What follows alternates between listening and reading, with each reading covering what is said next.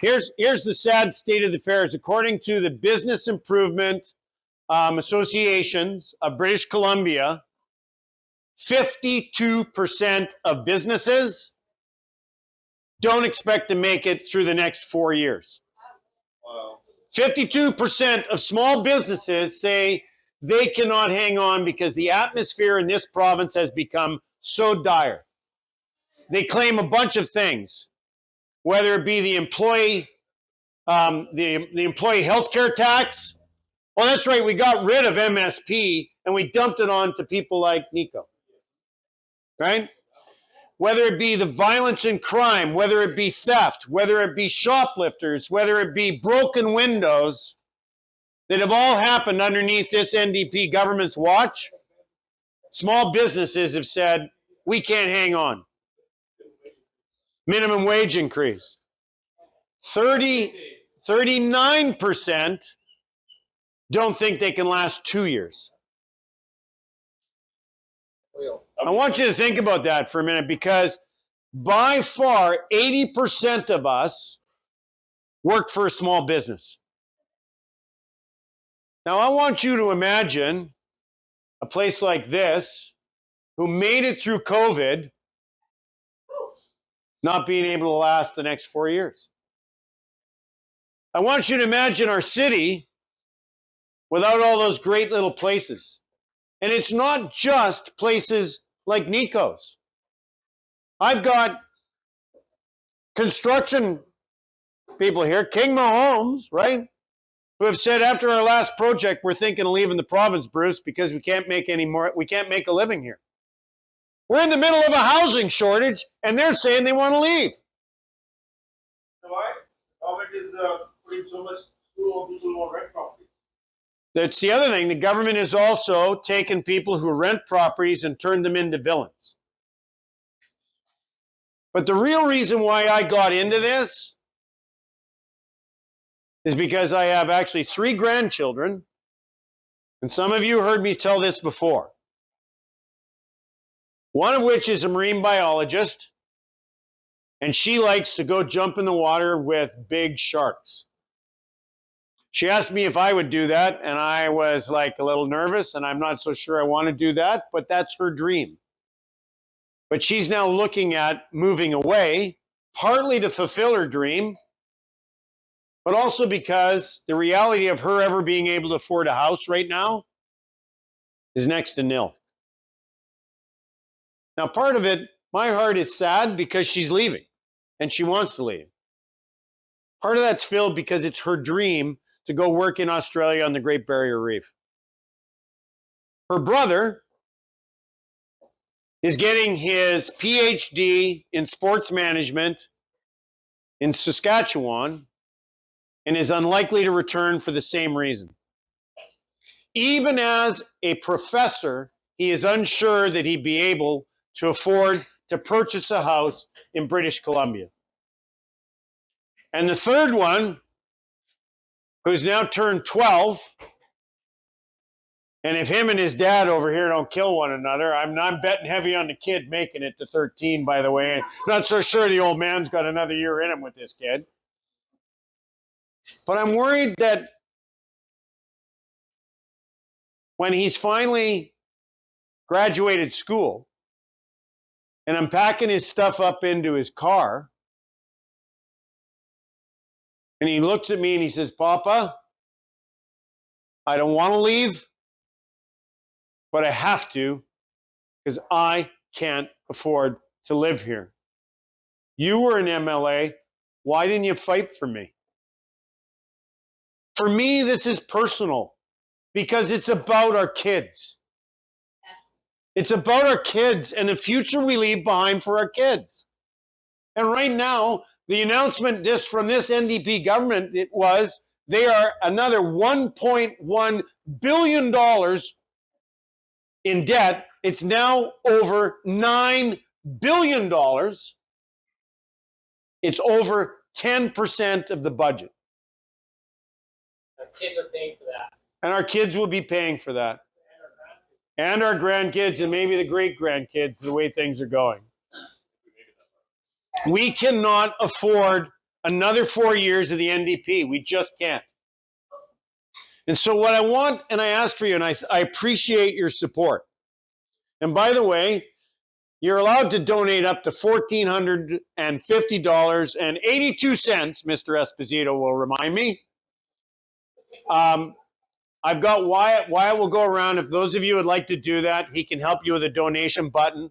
And by the way, 100% of that money stays in this riding, unless I find that one of my other ridings needs a little help and I'm willing to donate there. But half of it does not go to the party like other parties do. It stays where you want it to stay. But what I really need you to do is to pick up the phone. Many of you, how many of you got a phone call from Paul Jr. that said, hey, come on out and support Bruce? Many of you did, and thank you for that. Yes, hands going up in the back. I need you to reach out and talk to people, because as Canadians, we're taught there's 3 things you don't talk about: religion, sex, and politics.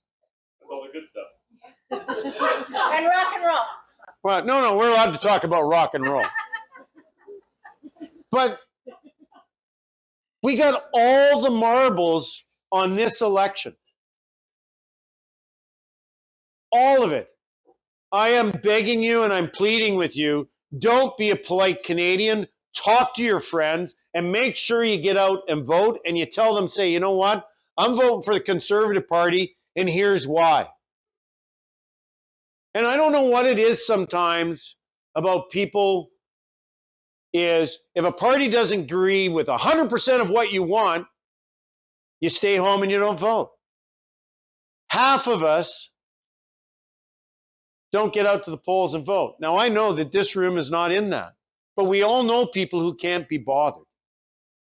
What they need to know is healthcare any better? Worse. It's not better. It's bad, right? I've got 1 out of 5 don't have a family doctor. That's 1 million British Columbians do not have a medical doctor. We have the ER department in Mission is now closed down 5 times. That puts pressure on every other ER in the vicinity. Our healthcare is not better. It is in full-blown collapse. And Bruce, the lies that EV's spewing on these commercials right now.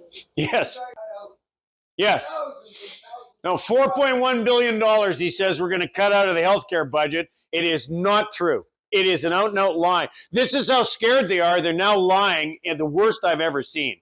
This election is going to get real ugly in a real hurry. And it's... Mr. Lundstedt call a press conference. Oh, he has. And He has. And make people aware of the lies that EV is spewing. He's lied about that, same as he's lied about we're going to put tolls back on all the roads. It's an absolute lie. They just make stuff up because they're in trouble. But healthcare's worse. How many of you talk to someone with a child that has said, you know what, the heck with this, I'm homeschooling my kid? Lots of people. Lots of people. Our education system is in absolute shambles. And not only is it in absolute shambles, one of the things that I am pushing hard is to bring financial literacy into our schools.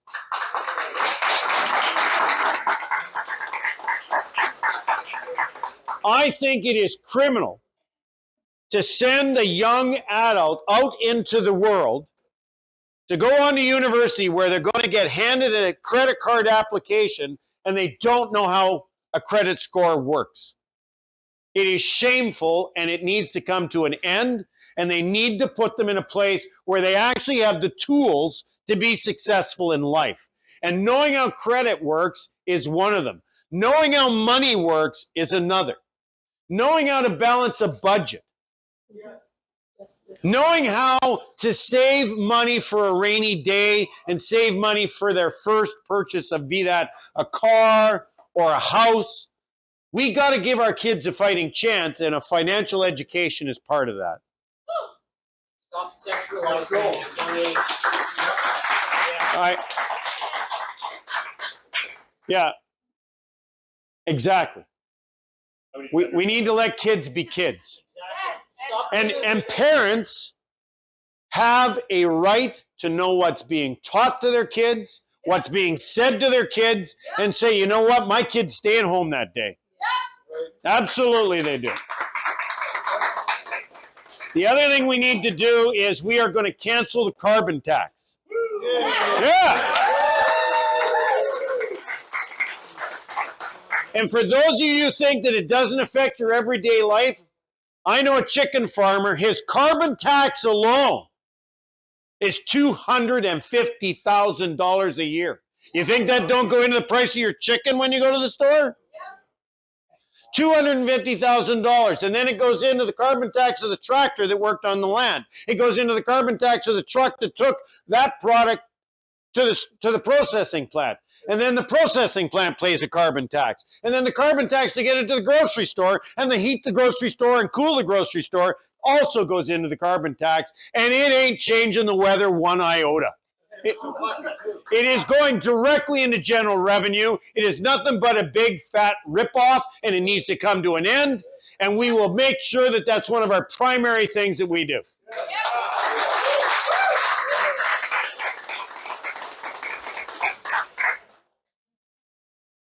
Now I gotta tell you, I don't know for those of you who have never met John, but John is cool, calm, and collected, and he has a plan.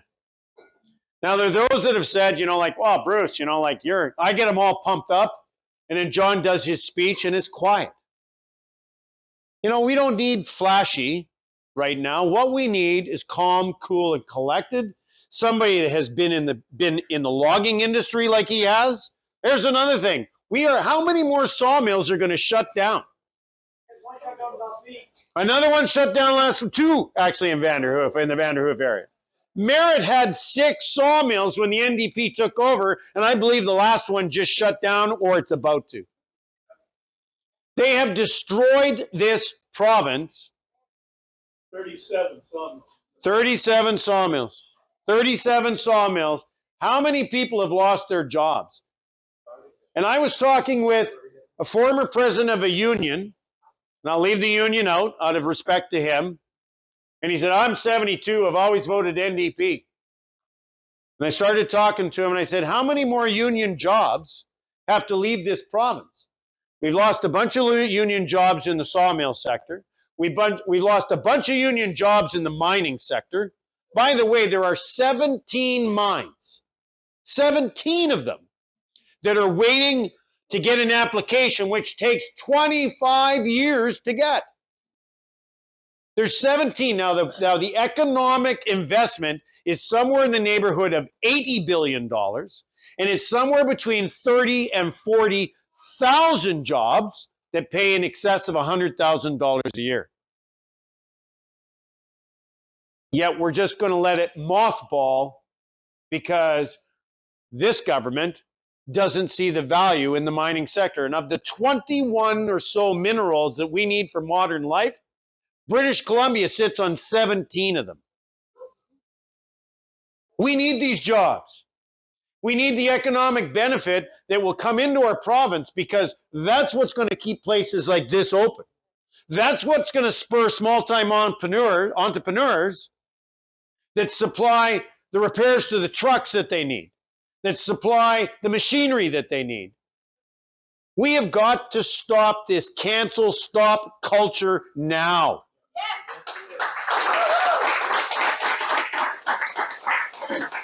Where does it come from? I don't know where it comes from, but we need to send it back from wherever the hell it came from, because I'm tired of it. Came from hell. I don't know where it came from, but let's put it to a nice hot place. That's what I say. But what we really need to do is start thinking about who is this in the best interest of. And when you get the former leader of the Green Party saying the Conservatives are the one, I think we need to listen about that. The former leader of the Green Party of British Columbia has basically endorsed us and said, right now, we need to put our people back to work. Amen. We need to put them back to work. So I'm not going to carry on forever on this, but I want to say one last thing. And oh, where's Rianne? Where's Rianne? Corky, get over here. All right. So up here with me that showed up, we got Corky Neufeld, the conservative candidate for the riding of Abbotsford West. Yeah, round of applause for Corky. And then we also have Rianne Gasper, who is the candidate for Abbey Mission. And you know what? I think Pam is a lovely lady, but she's got to be about the worst ag minister we've ever had. And she needs to go. We need to go. She needs to go. And Rianne and Corky, they will do us proud. They are chomping at the bit to help and change this around. But I got to tell you, ladies and gentlemen, we have a wave.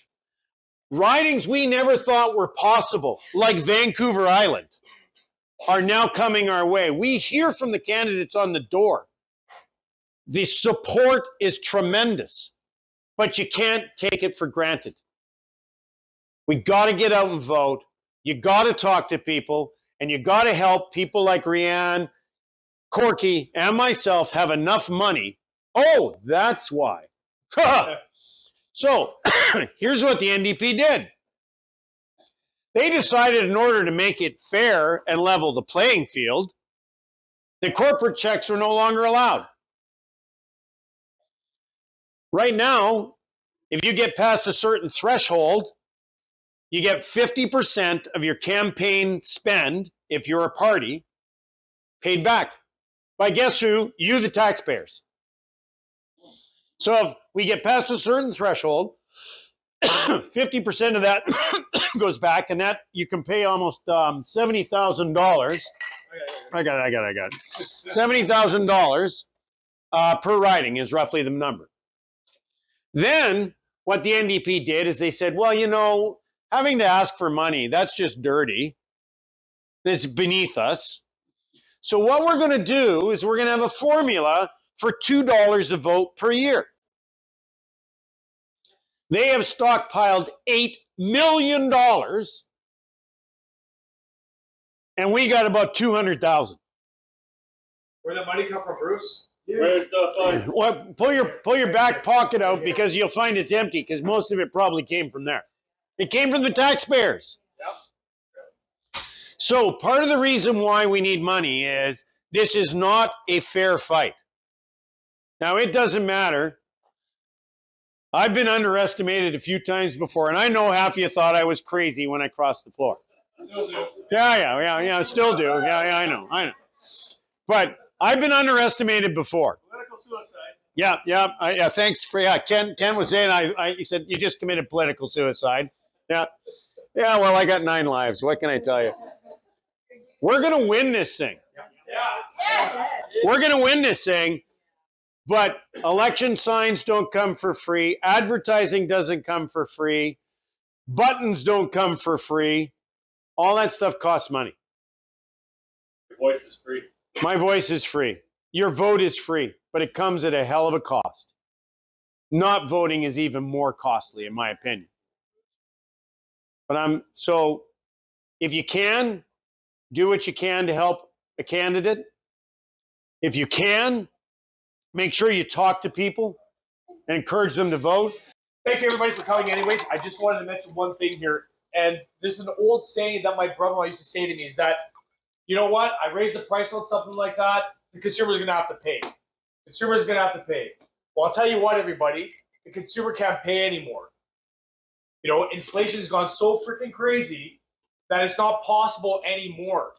Thankfully, my father and my uncle started this business 30 years ago. They played the cards right. So to be honest with you guys, we're holding in just fine right now. We still work very, very hard. We still watch our margins. But guess what? If a 25-year-old guy wants to get into a restaurant business, he's going to need at least another $350,000 on top of what he thought he needed.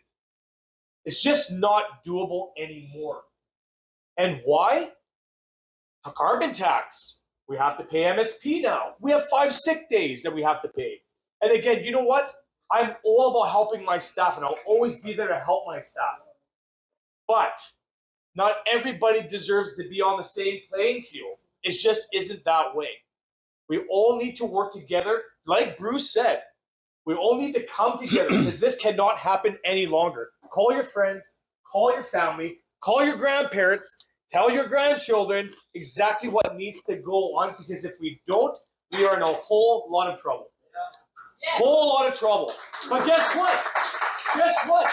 The people that came today, it's not a huge amount of people. And I always say this, it's the quality of people that we have in this room tonight. Yeah. It is quality of people who are here today because they want to change. That's it. And that's all. And we're all together for the same purpose and the same thing. We're all on the same page here. And guess what? That pendulum swing is now swinging our way. Let's keep this ball moving. Keep that good energy. Be positive.